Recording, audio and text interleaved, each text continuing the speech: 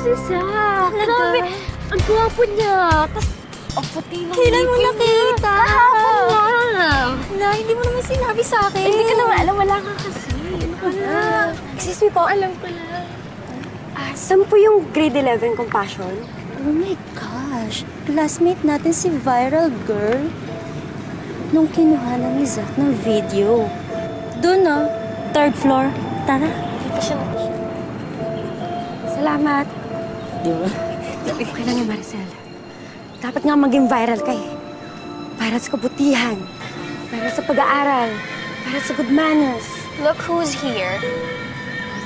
Excuse me, may kiraan lang. Baka malito ko. Wait.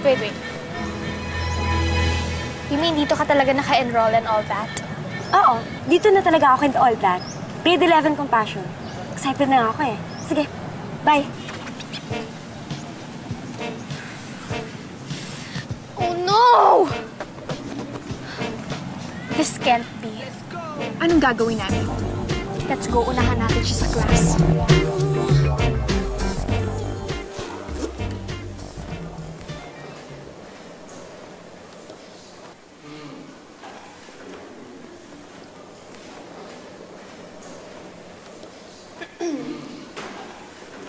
Good morning.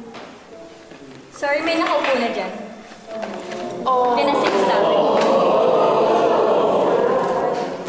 Ganun ba? Sige, salamat.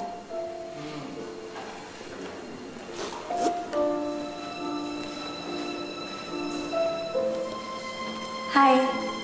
Dito na lang ako ah. Oops, sorry. Seat taken.